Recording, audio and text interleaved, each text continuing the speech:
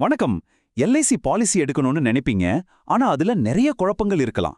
கவலையே வேண்டாம். இன்னைக்கு நாம எல்ஐசி இன்சூரன்ஸ பத்தி ரொம்ப சிம்பிளா உங்களுக்கு புரியற மாதிரி பேச போறோம். இது வெறும் பணத்தை பத்தின விஷயம் மட்டும் இல்லைங்க, நம்ம குடும்பத்தோட பாதுகாப்பை பத்தினது. சரி, வாங்க ஆரம்பிக்கலாம். முதல்ல இந்த ஒரு கேள்வியை உங்களுக்கு நீங்களே கேட்டு பாருங்க. ஒருவேளை நாம இல்லனா நம்ம குடும்பத்தோட எதிர்காலம் எப்படி இருக்கும்? அவங்க நிதி ரீதியா பாதுகாப்பா இருப்பாங்களா? இந்த கேள்விக்கான பதில தேடுறது தான் நம்மளோட படி. சரி, நம்ம முதல்ல பார்க்க போறது உங்க குடும்பத்தோட பாதுகாப்பு பத்தி தான். இன்சூரன்ஸ ஒரு மாச செலவா பார்க்காதீங்க. அது உங்க குடும்பத்துக்கான ஒரு பாதுகாப்பு கவசம். லைஃப் இன்சூரன்ஸ் அப்படிங்கிறது என்னன்னா, அது ஒரு ஃபைனான்ஷியல் சேஃப்டி நெட். அதாவது நம்ம வாழ்க்கையில எதிர்பாராதது ஏதாவது நடந்துட்டா நம்ம குடும்பம் தடுமாறிடாம இருக்க உதவுற ஒரு நிதி பாதுகாப்பு வலை மாதிரி. அவங்களோட கனவுகள் பாதியில நின்னுடாம இருக்க இது ஒரு பெரிய உதவியா இருக்கும். இந்த நிதி பாதுகாப்பு பயணத்துல நமக்கு ஒரு நம்பிக்கையான வழிகாட்டி தேவை இல்லையா? பல வருஷமா, ஏன் பல தலைமுறையா இந்திய மக்களோட நம்பிக்கையை பெற்ற ஒரு நிறுவனம் தான் எல்ஐசி. வாங்க அத பத்தி முதல்ல தெரிஞ்சுக்கலாம். எல்ஐசினா என்ன? அதோட முழு பெயர் life insurance corporation of India. இதுல ரொம்பவே முக்கியமான விஷயம் என்னன்னா, இது ஒரு அரசாங்கத்துக்கு சொந்தமான நிறுவனம். சோ நம்ம பணம் ரொம்ப பாதுகாப்பா அரசாங்கத்தோட உத்தரவாதத்துல இருக்குங்கிறது தான் இதோட மிகப்பெரிய பலம். சரி, மக்கள் ஏன் எல்ஐசியை இவ்வளோ நம்புறாங்க? காரணம் அரசாங்க உத்தரவாதம். நம்ம பணத்துக்கு முழு கேரண்டி. அடுத்தது பல வருஷமா சம்பாரிச்ச நம்பிக்கை. அது மட்டும் இல்லாம இந்தியா முழுக்க மூலமுடுக்குல எல்லாம் பிரான்ச்சஸ் இருக்கு. அப்புறம் ஒவ்வொருத்தரோட தேவைக்கும் ஏத்த மாதிரி விதவிதமான பாலிசிகளும் இருக்கு. ஓகே, எல்ஐசில சேரலான்னு முடிவு பண்ணியாச்சு. ஆனா அடுத்த ஒரு பெரிய கேள்வி இருக்கு. அதுல இருக்கிற பல பாலிசிஸ் இல்ல, நமக்கு எது சரி? அதை எப்படி தேர்ந்தெடுக்கிறது? வாங்க பார்க்கலாம். இப்போ உங்க மனசுல ஓடுற கேள்வி இதுதானே? சரிப்பா, எனக்கு என்னென்ன ஆப்ஷன்ஸ் தான் இருக்கு? வாங்க உங்களுக்கான ஆப்ஷன்ஸை இப்போ தெளிவா பார்க்கலாம். பாருங்க, பொதுவா 3 முக்கியமான பாலிசிஸ் இருக்கு. முதல்ல டேர்ம் இன்சூரன்ஸ். இது ரொம்ப சிம்பிள். குறைஞ்ச பிரீமியத்துல அதிகமான கவரேஜ் கிடைக்கும். இது ஒரு தூய பாதுகாப்பு திட்டம். ஆனா இதுல சேமிப்பு எதுவும் வராது. அடுத்து என்டோமெண்ட் பாலிசி. இதுல பாதுகாப்பும் உண்டு, சேமிப்பும் உண்டு. பாலிசி முடிஞ்சதும் மொத்தமா ஒரு பெரிய தொகை கிடைக்கும்.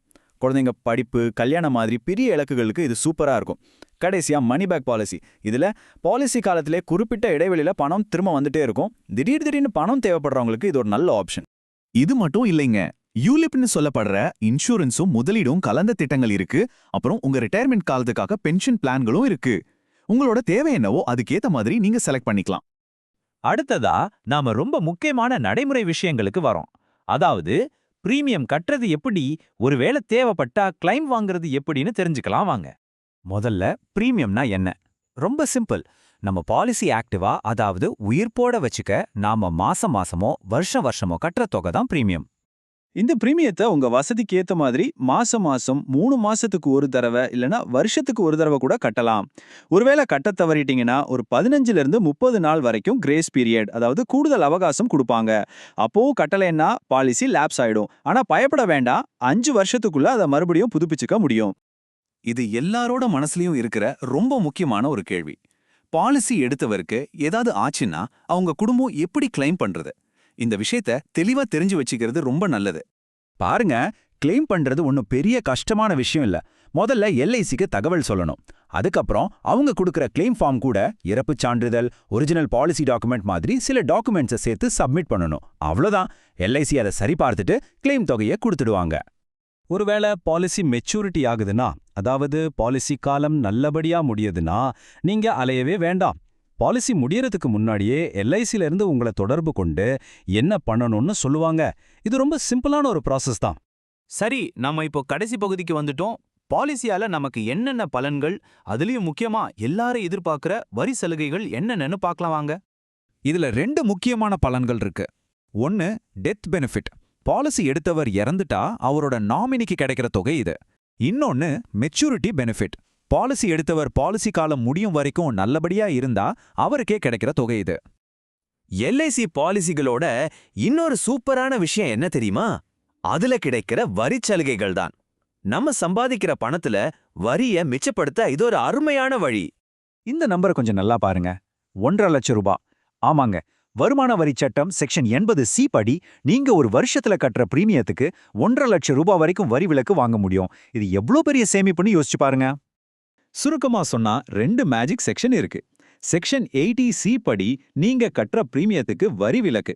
செக்ஷன் 1010D படி உங்களுக்கு மெச்சூரிட்டியா வர்ற பணத்துக்கோ இல்ல டெத் பெனிஃபிட்டா வர்ற பணத்துக்கோ எந்த வரியும் கட்ட தேவையில்லை. அதாவது கட்டும்போதும் நன்மை, வாங்கும்போதும் நன்மை. இது ஒரு டபுள் தமாக்கா மாதிரி. ஒரு பழமொழி சொல்லுவாங்க, ஒரு மரம் நடுறதுக்கு சரியான நேரம் 20 வருஷத்துக்கு முன்னாடி, அதுக்கப்புறம் இருக்கிற ஒரே நல்ல நேரம் இப்போ. உங்க குடும்பத்தோட நிதி பாதுகாப்புக்கும் இது 100% பொருந்தும். தள்ளி போடாதீங்க, இன்னைக்கே அடி எடுத்து வைங்க. இன்னைக்கு எல்ஐசி பத்தி நிறைய விஷயங்கள் தெரிஞ்சுக்கிட்டோம். இப்போ உங்களுக்கான கேள்வி இதுதான். உங்களோட இந்த நிதி பயணத்துல உங்க அடுத்த ஸ்டெப் என்னவா இருக்க போகுது?